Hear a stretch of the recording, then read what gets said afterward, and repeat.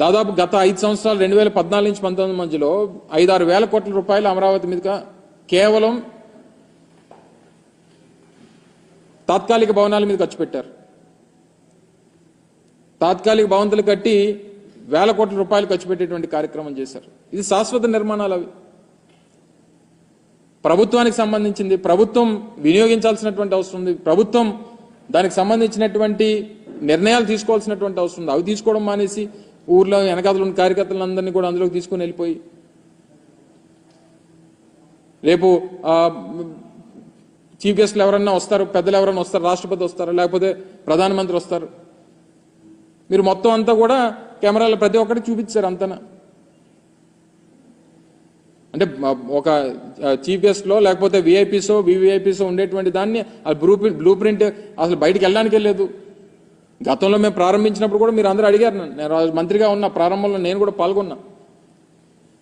So దీన్ని ఏ రకంగా వినియోగించాలనేటువంటి దాని మీద ప్రభుత్వం నిర్ణయం తీసుకోబోతా ఉంది. కొన్ని సెక్యూరిటీ రీజన్స్ ఉన్నాయి, డెఫినెట్గా నిర్ణయం తీసుకునేటువంటి క్రమంలో మళ్ళీ మీ దృష్టికి తీసుకొస్తాం అనేటువంటి మాట మీకు చెప్పాం.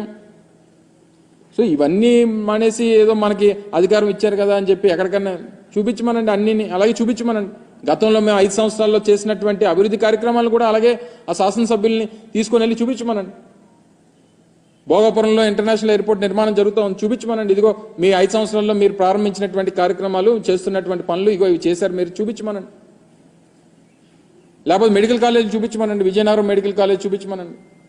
లేకపోతే ఉద్యానంలో కట్టినటువంటి హాస్పిటల్ చూపించమనండి, లేకపోతే వాటర్ ప్రాజెక్ట్ చూపించమనండి, లేకపోతే పాడేరులో మన మెడికల్ కాలేజ్ నిర్మాణం, నర్సీపట్నంలో మెడికల్ కాలేజ్ నిర్మాణం, లేకపోతే సాలూరులో tribal university, Parvathipuram medical college, Kurupam engineering college, ఇవన్నీ చూపించమనండి. నిర్మాణాలు జరుగుతూ ఉన్నాయి, కొన్ని నిర్మాణాలు పూర్తయిపోయినాయి. మూలపేటలో హార్బర్, మూలపేటలో మన పోర్ట్ నిర్మాణం జరుగుతూ ఉంది, చూపించమనండి. ఫిషింగ్ హార్బర్లో అనేక పోర్టులు, ఉత్తరాంధ్రకు సంబంధించి ఇన్ని ప్రాజెక్టుల నిర్మాణం చేపడతా ఉన్నాం. ఇన్ని ప్రాజెక్టుల నిర్మాణంకి మేము ముందుకు తీసుకుని వచ్చి ఇన్ని కార్యక్రమాలు చేశాం. ఇవన్నీ మర్చిపోయి అది తీసుకుని వచ్చి ఏదో జగన్మోహన్ రెడ్డి గారు సొంత భవనంలో చూపిస్తారా? ఇప్పటికన్నా మీకు అవకాశం వచ్చింది. ఈ సందర్భంలో అసలు మేము మాట్లాడకూడదు అనుకున్నాం. మీకు 6 నెలల్లో సంవత్సరం సమయం ఇవ్వాలి. అధికారం ప్రజలు ఇచ్చారు, దాన్ని ఏ రకంగా మీరు వినియోగించుకుంటారో. మేము ప్రజలకు చాలా మంచి చేశాం, మాకన్నా మంచి చేస్తారని చెప్పి ఆశించి మీకు ఓట్లేశారు. దాన్ని ఏ రకంగా నిలబెట్టుకోవాలనేటువంటి ప్రయత్నం చేయాలి తప్ప ప్రజలను అనవసరంగా తప్పుదోవ పట్టించి అనవసరంగా ఇంకా మీరు విమర్శలు చేయాలనేటువంటి ప్రయత్నం మానుకుంటే మంచిది. ఇదే గంటా శ్రీనివాసరావు గారు ఆ రోజు మొదట్లో 2019లో విశాఖపట్నం రాజధాని అని చెప్పి ఒక నిర్ణయం మా ప్రభుత్వం చేసినప్పుడు స్వాగతించింది ఆయనే మొదటగా. మరి వారికి గుర్తుందో లేదో నాకు తెలియదు, కానీ నాకైతే బాగా గుర్తుంది. ఇదే గంటా శ్రీనివాసరావు గారు పాపం ఆ రోజు స్వాగతించారు. విశాఖపట్నం రాజధానిని చేయడం అనేటువంటిది మంచి నిర్ణయం, మంచి ఆలోచన ప్రభుత్వం చేసిందని చెప్పి స్వాగతించారు.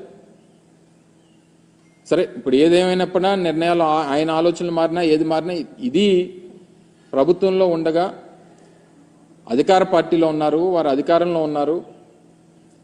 ఈ రకమైనటువంటి దుష్ప్రచారం అనేటువంటిది సమంజసం కాదు. ఇప్పటికన్నా అది ప్రభుత్వ భవనాలు అనేటువంటిది వారన్నా గ్రహించాలి. ప్రజలకు ఎలాగా తెలుసు, అదేదో జగన్మోహన్ రెడ్డి గారు సొంత ఇల్లు కట్టుకున్నట్టుగా దాన్ని చిత్రీకరించేటువంటి ప్రయత్నం మొదటి నుంచి రిషికొండని ఆక్రమించుకున్నారు అనేటువంటి దుష్ప్రచారం చేసిన ఆక్రమణలు జరిగింది. దాని ఎదురుగా ఉన్నటువంటి గీతం కాలేజీలో జరిగినాయి. దాదాపు 23 ఎకరాలు ప్రభుత్వ భూములు ఆక్రమించుకుంది ఆయన. దాన్ని బయటపెట్టేటువంటి కార్యక్రమం చేస్తాం. అందులో 13 ఎకరాల్లో అయితే ఏకంగా నిర్మాణాలు చేస్తారు గవర్నమెంట్ ల్యాండ్స్లో. సో వాటిని చూపిస్తే ఇంకా బాగుండేది, ఎందుకంటే స్థానిక శాసనసభ్యులు వారికి కూడా ఈ ప్రాంతానికి ప్రాతినిధ్యం వహిస్తున్నారు కాబట్టి దాన్ని ఎదురుగా ఉన్నటువంటి గీతం కాలేజీని కూడా చూపించుంటే బాగుండేది. సో ఏదేమైనప్పటికీ ఇది మేము విమర్శలు చేయడానికి కానీ వాళ్ళు మా మీద దుష్ప్రచారం చేయడానికి ఇది సమయం కాదు. మేము కన్స్ట్రక్టివ్గా ప్రజల పక్షాన ప్రభుత్వం చేపట్టేటువంటి కార్యక్రమాల్లో ఏదైనా లోటుపాట్లు ఉంటే వాటిని కన్స్ట్రక్టివ్గా క్రిటిసైజ్ చేయాలనేటువంటిది మా తాపత్రయం. ఆ ప్రకారం మేము వెళ్తాం తప్ప ఇటువంటివి చేసి మళ్ళీ అనవసరంగా లేనిపోయినటువంటివి ఇప్పటి నుంచి ఈ రకమైనటువంటి దానికి ఒక ప్లాట్ఫామ్ వేయొద్దు అనేటువంటిది వారిని కోరుతా ఉన్నా.